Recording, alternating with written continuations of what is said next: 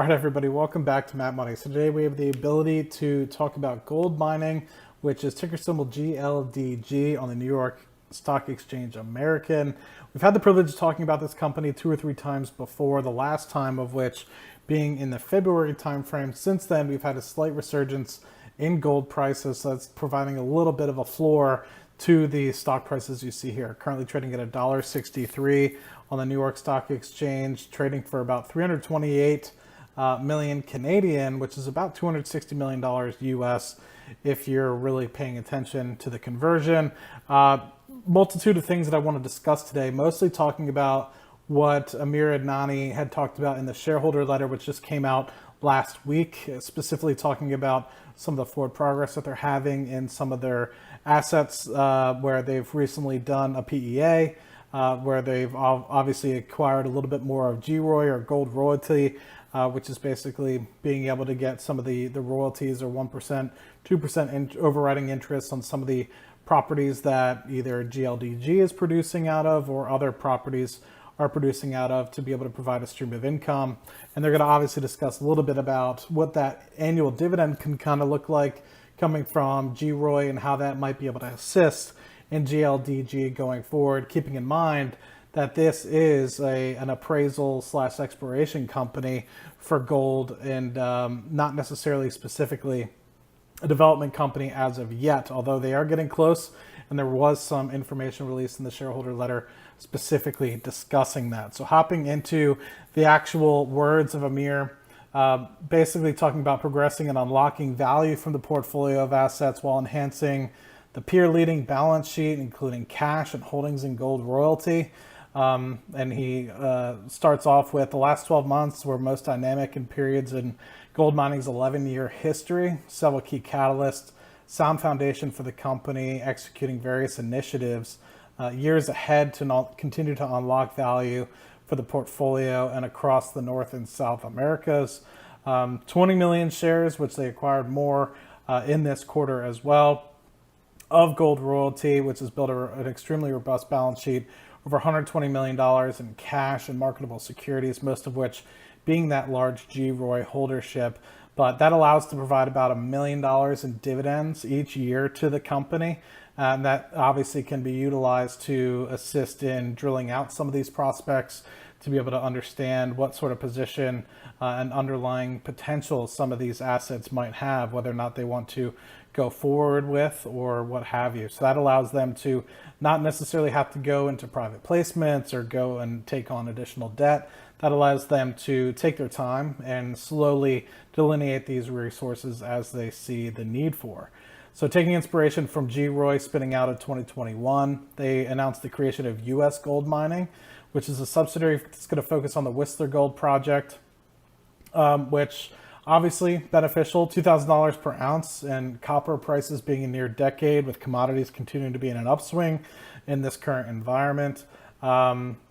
Basically being allowing U.S. gold mining to basically be spun out and allow gold mining's capital structure not to be diluted, and be able to get the Whistler project to a district scale size project to get the attention of major gold mining sort of companies, have a potential indicated mineral resources of over 3 million gold equivalent ounces, up to 6.5 million gold equivalent ounces if you're looking at inferred, covering the expansive region of approximately 17,000 hectares, operating as a separate public company through an IPO or a similar transaction. So obviously that will be having a separate board of directors, separate executive team. So it should be interesting to kind of see what the potential of that will be and how much of the potential U.S. gold mining company, gold mining parent company holds. But obviously that is going to be utilized to help monetize the assets kind of going forward, be able to provide more cash for further delineation as U.S. gold mining will have an active mine kind of beginning to be established. So gold mining has made several key additions to management roles, obviously to help get the U.S. gold mining up and running. So it touches a little bit about that, and obviously talking about the de-risking of the portfolio, continuing to look at the PEA at Lamina project in Colombia, and approximately the 1 million gold equivalent ounces that they'll be able to produce over the course of 10 years. And we'll touch a little bit about that in just a moment. And basically what they're talking about is, yes, this is a potential for this thing to get up and started, but it only accounts for 6% of the company's current measured and indicated and 3% of the inferred resources of the company. So while it is something that is NPV positive and does have a decent IRR, there's much to be able to continue to look forward to in the rest of the portfolio. The PEA is in preliminary nature and includes inferred resources, continued speculative and geologic nature, and economic considerations. So there's no certainty that the PEA will be realized, as it is kind of an initial sort of report here. But they obviously did go over that press release on January 12th, which we'll take a quick look at, and also look at the actual all-in sustaining costs and stuff of the like when we get into the investor presentation. So they're kind of just talking about the potential to the drilling program that they're going to help grow the underlying mineral resource base, which we'll talk a little bit about as they started to initiate in early April timeframe. And they're continuing to look at other additional areas where they can have strategic partnerships, acquisitions, joint ventures, new companies, and stuff of the like. So they did also mention the potential divestment, and this has been something that's in their initial investor presentation and one of the key highlights. They are currently a 75% interest owner in a uranium project called RIA in Athabasca region, which is a phenomenal region if you are a uranium producer. But since this is a gold mining specific company, doesn't necessarily meet the strategic fit. So that being said, spot prices for uranium are up 40%. Because obviously the renewable goals that a lot of people have in alignment with the Paris Agreement. So that is a good environment to potentially offload this 125,000 hectares for any sort of uranium exploration company. So specifically highlighting some of the additional movements that were happening in the previous 2 months or so, they did acquire some additional NSR or net smelting returns on some of the additional projects that they have interest in, and more specifically Colombia here from New Range Gold Corp. They basically were able to issue $100,000 in CAD and deliver 10,000 common shares of the company for that exchange of 1% of the Uranium project that they have in Colombia there. And then obviously more specifically the PEA or the pre-tax NPV of approximately 340 million coming out of the Lamina project, which is highlighted in multiple different avenues here, but more specifically, we can touch and highlight more specifically line item by line item in the actual investor presentation in just a moment here.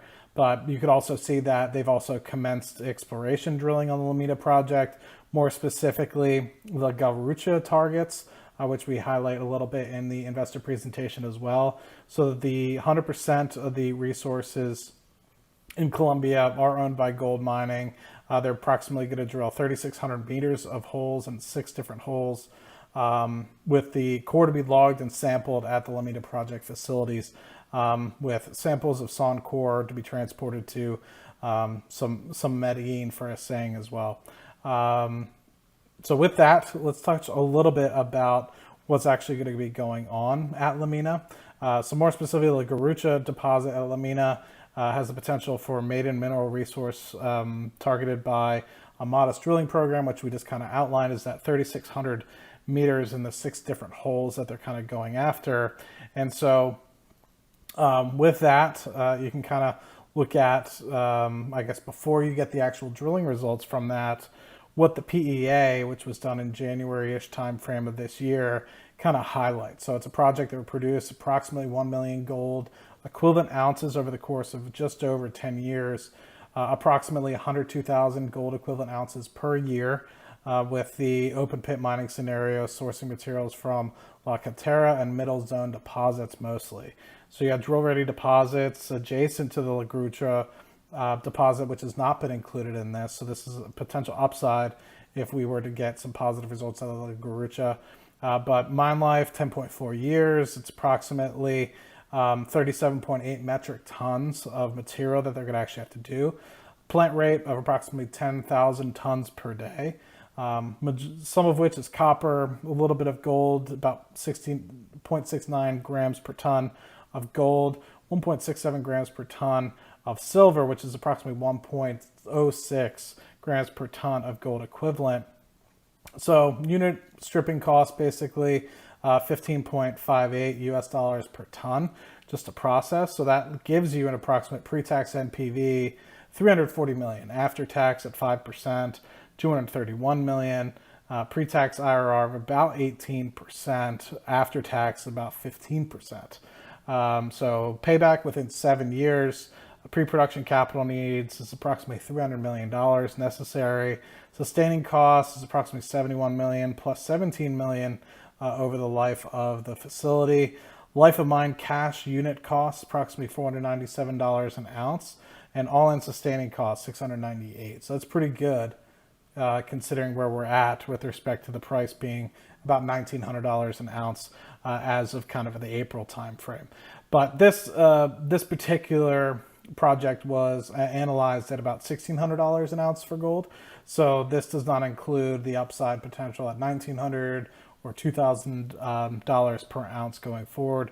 $21 an ounce silver, and also $3.39 for copper coming out. So as you guys know, gold mining has plenty of assets going throughout the Americas. You have that Whistler project that they have in Alaska area, which is going to be spun off into U.S. gold mining. Then you have a multitude of different areas within Colombia and Brazil that have multitude of mines as well, and that Uranium project, which is likely to be spun off or sold to a different sort of uranium exploration company.